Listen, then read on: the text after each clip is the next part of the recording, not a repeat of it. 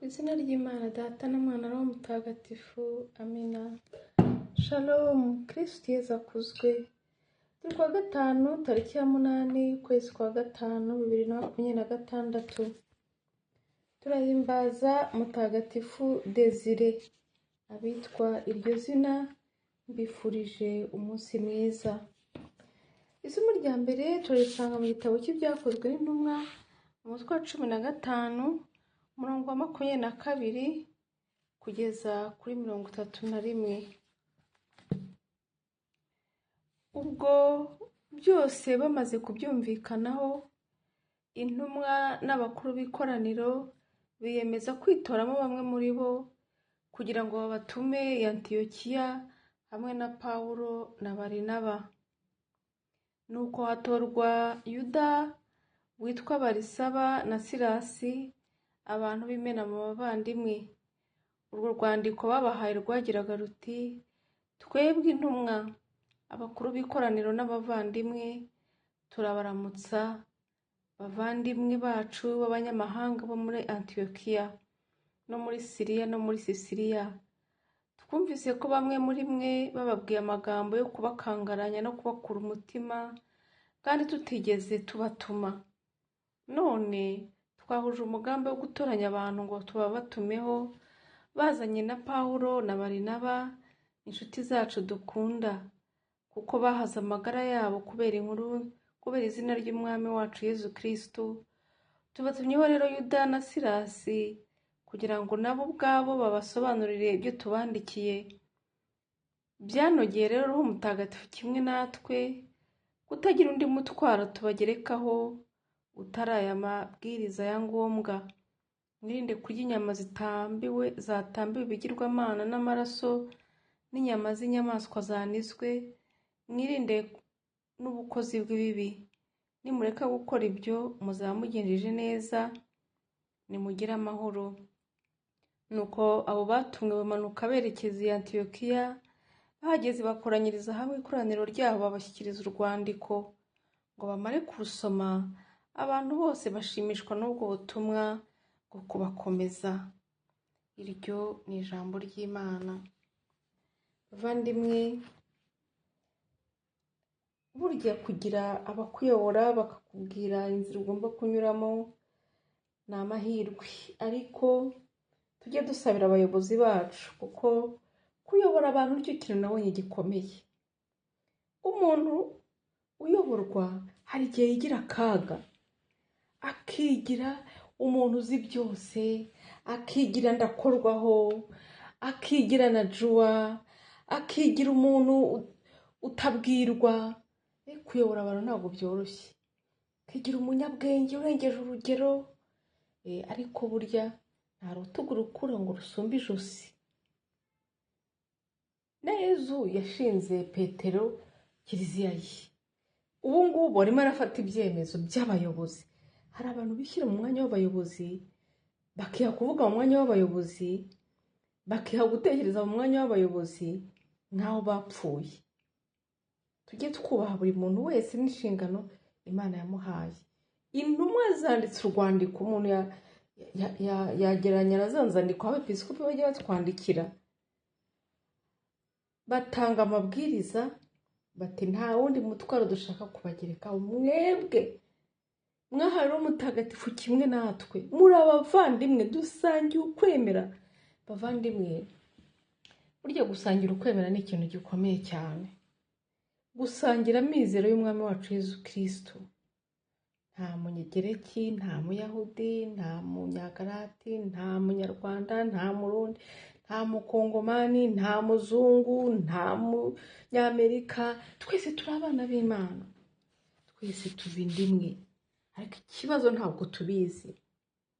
Wowe wibwira ko ari wowe Imana ikunda cyane kuruta abandi, wibwira ko Imana ari wowe yitaho kuruta abandi, cyangwa igomba kwitaho kuruta abandi. Wibwira ko Imana bari igomba kubahana, wowe ikakubabarira. Kubera ikizi wowe yaguhannye? Bavandimwe, mureke tugarukire Imana kandi twubahe abayobozi bacu. Tumaze iminsi twumva aya masomo, twumva ukuntu bagiye i Yerusalemu Barinaba na Pawulo kubabaza kugisha inama intumwa, none rero intumwa zifashe icyemezo. Azi ko hari abayobozi burya batazi no gufata icyemezo, nabo tujye tubasabira. Ukabona ibibazo biba ugaceceka, kandi wagombaga kuvuga. Ubwo nimvuga umuyobozi wiyumve mu rwego rwose urimo, waba uyobora ishuri, uri umunyeshuri, waba uyobora umudugudu, waba uyobora itsinda runaka, waba uyobora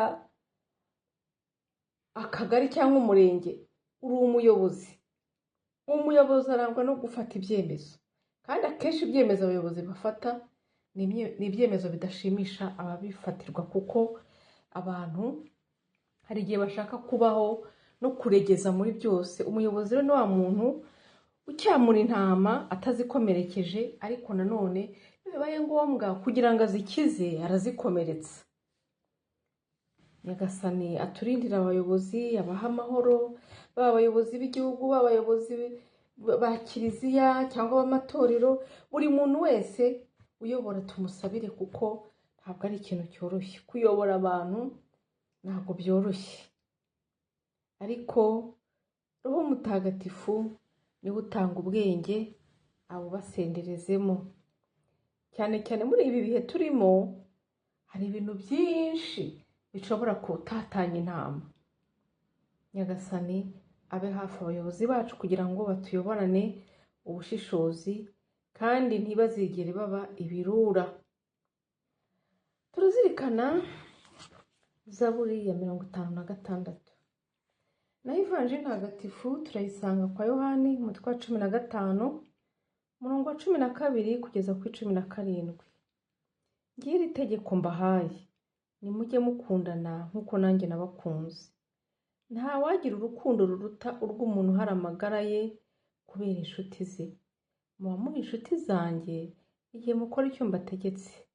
Njye sinyibita abagaragu kuko umugaragu atamenya icyo shebuja akora, ahubwo mbise inshuti kuko namenyesheje ibyo numvanye data byose. Simwe mwantoye, ahubwo ni njye wabatoye, maze mbashyiraho kugira ngo mugende mwere imbuto, kandi imbuto yanyu igumeho. Bityo icyo muzasaba data cyose mu izina ryanjye azakibahe. Icyo mbategetse ni uko mukundana. Iyo ni Ivanjili ntagatifu. Iyo bigeze rero ku rukundo turacanganyikirwa, kuko ntabwo dushaka gukunda nk'uko Yesu yabidusabye. Cyokora gukundwa byo turabishaka, turanabiharanira, turanabirwanira. Ariko gukunda, kandi nyamara ntabwo Yesu, nta hantu mu Ivanjili tujya tubona Yesu avuga ngo bana banjye muzakundwe nk'uko nakunzwe. Ari ugukundwa nk'uko yakunzwe, ubwo murumva ko twagera ku musaraba. Yesu aratubwira ngo nimukundane nk'uko nabakunze. Ntabwo ari ugukundana bimwe byo kuri WhatsApp, ntabwo ari ugukundana bimwe byo kuri Instagram, ntabwo ari ugukundana bimwe by'amarangamutima, ntabwo ari ugukundana ngo mujyane mu kabyiniro ngo wumve ngo urwo rukundo rurahagije. Oya, gukunda nk'uko Yesu yadukunze. Yesu se ntiyakunze akoze ibirenge by'intumwa ze? Yesu se ntiyakunze agatukwa?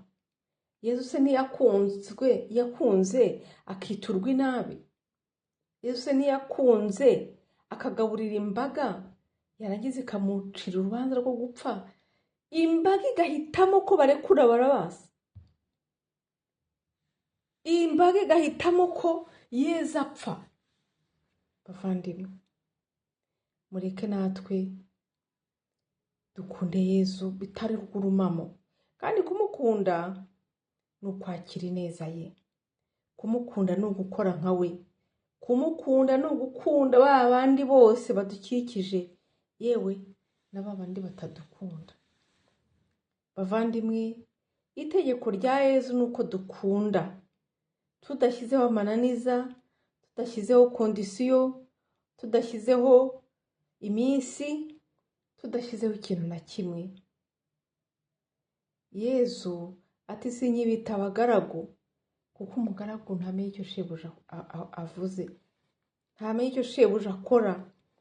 ahubwo turi inshuti za Yezu. Ariko murumva icyubahiro Yezu yaduhaye, turi abanyacyubahiro.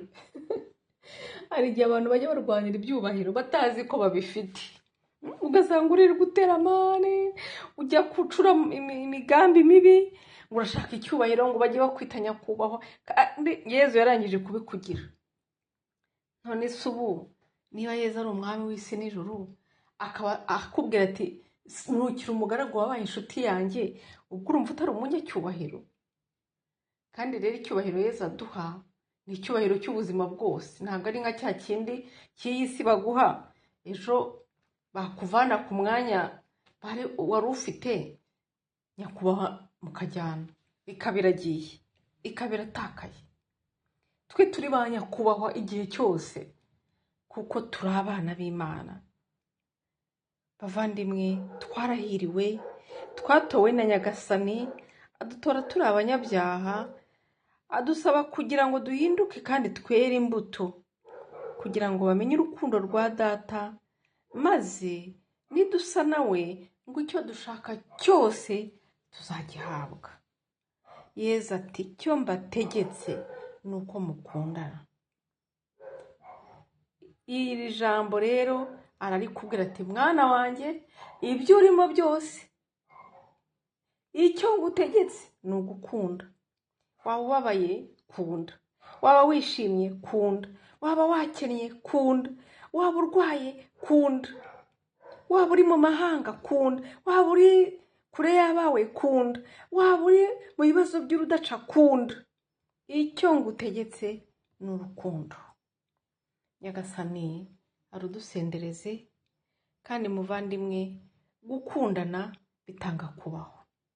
Nyagasani abiguhera imbaraga, akumurikire kandi umugisha we uguhoreho, urakabaho. Ku izina ry'Imana Data na Mwana na Roho Mutagatifu. Amina.